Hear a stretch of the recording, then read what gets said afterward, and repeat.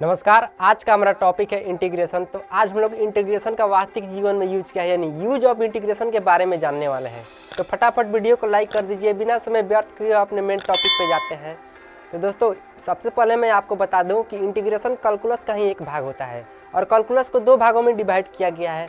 First जो है हमारा वो है डिफरेंशिएशन और सेकेंड जो है इंटीग्रेशन।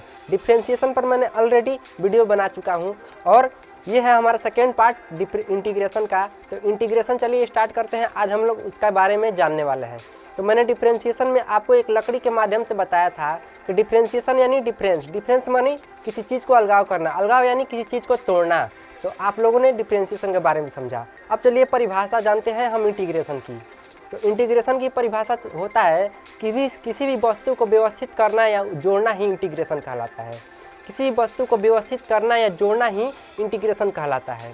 यदि आप लकड़ी को लीजिए, उस लकड़ी को काटिएगा तो कई सारे लकड़ी के टुकड़े मिलेंगे और यदि आप उस पुनः लकड़ी के टुकड़े को जोड़ दीजिएगा तो आपको लकड़ी के टुकड़े को जोड़ते ही आपको पुनः वो पहले वाला लकड़ी का टुकड़ा मिल जाएगा। यानी आप लकड़ी को तोड़े यानी लकड़ी को आप डिफरेंशिएशन किए, यानी उस लकड़ी का आप डिफरेंशिएशन किए। लेकिन जैसे ही उस लकड़ी को आप जोड़े यानी उस लकड़ी का आप क्या करिए, इंटीग्रेशन कर दिए। तो आप लोगों ने एक और चीज़ सीखा कि डिफरेंशिएशन का मतलब तोड़ना और इंटीग्रेशन का एक और चीज़ सीखा कि इंटीग्रेशन का मतलब जोड़ना। जैसे साइन का डिफरेंशिएशन होता है कॉस, यानी साइन को जब हम तोड़ते हैं तो हमें कॉस मिलता है, साइन को जब हम तोड़ते हैं तो हमें कॉस मिलता है। उसी प्रकार आप कॉस को जब यानी साइन के कई प्रकार टुकड़े हमें कॉस के रूप में मिले। अब जब कॉस का आप इंटीग्रेट कर दीजिएगा यानी जोड़ दीजिएगा तो आपको साइन का पुनः टुकड़ा मिल जाएगा यानी साइन मिल जाएगा।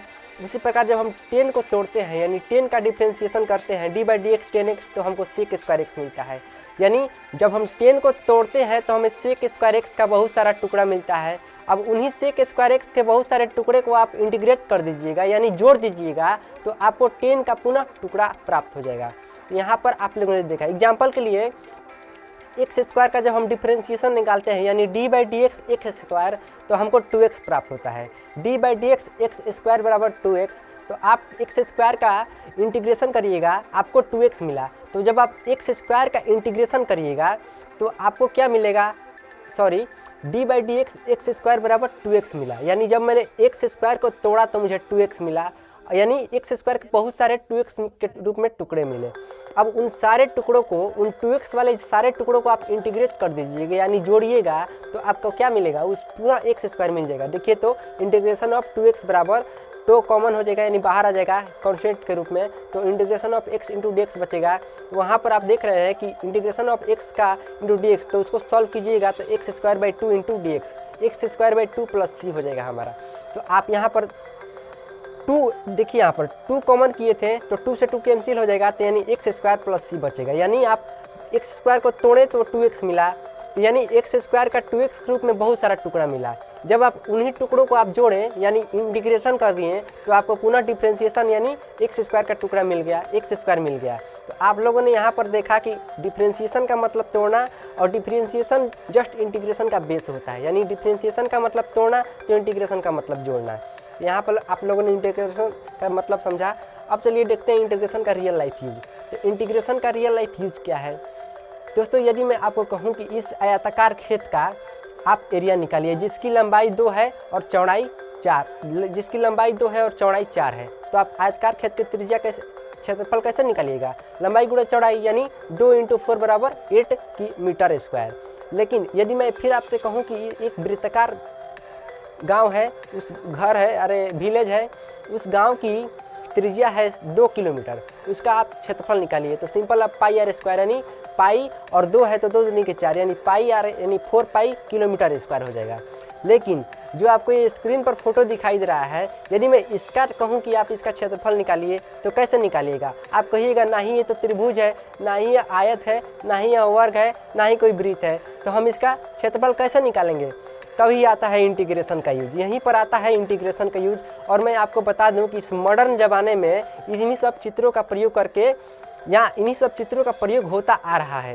एग्जाम्पल के लिए ताजमहल का ऊपर वाला जो गुंबद है, ताजमहल का जो ऊपर वाला गुंबद है, वो गुंबद इतना कर्व शेप, आखिर इतना गोल, इतना परफेक्ट कैसे बनाया गया होगा।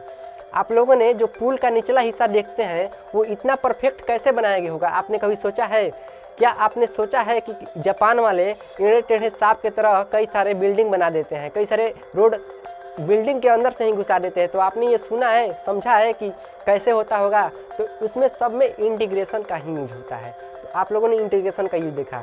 तो चलिए हम ये जो आकृति आप दिख रहे हैं, इसमें से किसी एक आकृति का हम क्षेत्रफल निकाल के दिखाते हैं। तो यहाँ पर आप देख रहे हैं कि ये आकृति है मेरे पास। यहाँ पर आप एक्सिस, ये जो आकृति है उसको एक्सिस पर दर्शाइए, यानी निचले भाग को x कर दीजिए और ये ऊपर जो जा रहा है उसको y कर दीजिए।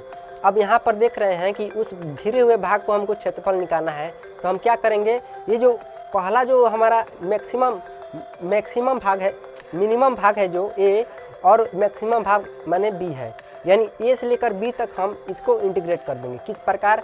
ये जो आप भाग देख रहे हैं, ये कर्व है हमारा, जो रेड लाइन से हमको दिखाई दे रहा है। ये जो कर्व है हमारा, कर्व जो ऊपर हम ऐसे सांप की तरह दिखाई दे रहा है, उस कर्व को हम पहले हम इक्वेशन निकालेंगे, यानी y बराबर 1। मान लीजिए, सपोज कीजिए कि उस कर्व का इक्वेशन y बराबर fx है। तो उस y बराबर fx को a से b तक आप इंटीग्रेट कर दीजिए, यानी इंटीग्रेशन ऑफ y बराबर इंटीग्रेशन ऑफ fx। तो fx, लेकिन लिमिट कैसे लगेगा?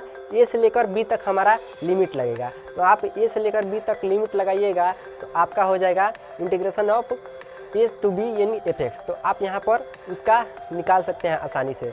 उसी प्रकार मैंने आपको बोला ताजमहल, तो ताजमहल के ऊपर वाला गुंबद, उसी प्रकार आप एक कर्व बनाइए और उस कर्व का इक्वेशन y बराबर fx देखिए। और यहाँ पर देख रहे हैं कि 0 से लेकर के और मैक्सिमम वैल्यू कुछ और होगा, मैक्सिमम वैल्यू कुछ और होगा। तो हमें तो मैक्सिमम वैल्यू नहीं पता है, मिनिमम पता है 0। तो 0 से लेकर मैक्सिमम वैल्यू जो भी होगा हम लगाएंगे और उस कर्व का y बराबर fx का इंटीग्रेशन करके 0 टू मैक्सिमम वैल्यू का इंटीग्रेट करके हम फाइनली उसका क्षेत्रफल निकाल लेंगे। तो यहाँ पर आप लोगों ने इंटीग्रेशन का यूज़ देखा, इंटीग्रेशन का रियल लाइफ यूज क्या है। तो यहाँ तक बने रहने के लिए धन्यवाद। हमारे YouTube channel math monitor Hindi को सब्सक्राइब कीजिए, हमारे वीडियोज़ को लाइक कीजिए। जय हिंद।